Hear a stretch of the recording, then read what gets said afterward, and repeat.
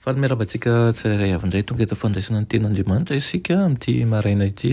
Misaotra an'Andriamanitra isika fa mbola nomena izao maraim-baovao indray. Irina dia hitondra hery ho anao ny fandraisana azy ary ahafahanao manao lohalaharana mandrakariva an'Andriamanitra. Alohan'ny dirantsika ny amin'ny mofinainana io dia hivavaka isika. Rainay tsara indrindran-danitra atolotra ianao mitera ny laza ny asa sy ny voninahitra.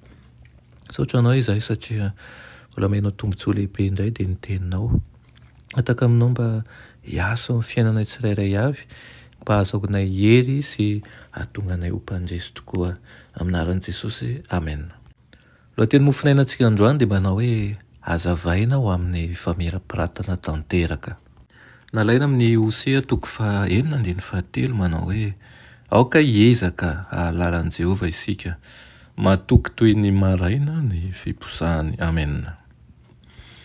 Velona ho an'izin'ireo loza izay miseho amin'ny andro farany tokoa manko isika, ka tokony hanadio ny tenantsika ho afaka amin'ny fahalotoana rehetra ary hanao ny akanjom-pahamarinan'i Kristy. Tokony hitondra ny amintsika hilefitra amin'i Kristy isika, ny tenantsika, ny fanahintsika, ny toetrantsika, ary tsy manao an'izany isika dia ho tadidimin-doza ny fahasalaman'ny tenantsika sy ny fanahintsika. Irian'Andriamanitra ny hiazona ny mpiasany isanandro fahatakarana ny fomba fisainana ara-lozika izay mampifandray ny antson-javatra amin'ny vokany ka tonga azo tonga amin'ny fehin-kevitra feno fahendrena sy azo antoka. Aoka isika hipetraka eo tongotr'i Jesosy tahaka ny zaza madinika ka hianatra amin'ny fomba fiasa izay tena mahomby. Aoka isika hangataka amin'Andriamanitra mba homeny fahaiza-mandanjalanja ampahendrena ary koa ahafahazavana mba ho zaraintsika amin'ny hafa. Ilaina manko ny fahalalana, ny vokatry ny fanandramana izay ananantsika mba ahafahantsika mizara izy ireny.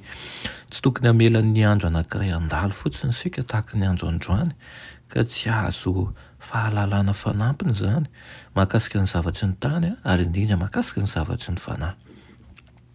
Ny fifaranan'ny andro tsirairay dia tokony ho dingana anankiray hampanakaiky antsika amin'ny valosoan'ny mpandresy. Rehefa mijery an'i Jesosy isanandro isika, fa tsy izay zava-bitantsika ihany, dia hanao digam-panosoana eo amin'ny fahalalana eto an-tany sy ny fahalalana ara-panahy. Efa tombotra ny farany zavatra rehetra.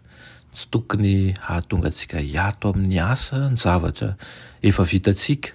Hoy ny kapiten'ny famonjenantsika manao hoe mandrosoa avy ny alina ka tsy mahazo miasa ny olona. Tokony eo ambanin'ny herin'i Kristy mandrakariva ny fiainantsika ary tokony havela rehetra sy hazava ny fanalantsika. Fitaovana ahazahoana fahombiazana izay nomeny lanitra antsika ny vavaka, ny hery izay azo setry ny fivavahana no ahatonga ny olona ho endry araka ny fahendren'ny lanitra, ary izany no ahafahany asa ao amin'ny firaisana amin'ny fanahy izay akamban'ny fatoram-pihavanana.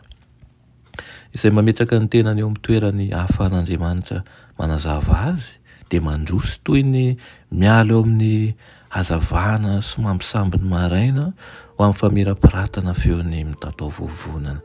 Izany tokoa ny irin'i Kristy antsika dia mba ho isanandro rehefa tapitra ny tontolo andro mba hanao fandinihan-tena isika ary koa haka-lesona nahitran'ny tontolo andro. Ahafahantsika izay maka ny tsara indrindra mandroso eo amin'ny fitiavan'i Kristy, manatsara mandrakariva ny fifandraisantsika aminy ary koa mba ho taratry ny tontolo andro izay iarahantsika miaraka aminy tokoa ny finoantsika. Amen. Ianay tsara indrindra mbola misaotra anao izay ny amin'izany teninao izany. Inay tokoa ianao nanavao anay mandrakariva ka amin'ity tontolo andro ity anay ianao tompo ho lohalaharany amin'ny fiainanay ka ahafahanay manana fanandramana vaovao miaraka aminao. Sotomanay lesona ihany koa any amin'ny zavatra rehetra satria fantatray fa efa nanome anay ny fandresena ianao. Aminaran'i Jesosy. Amen.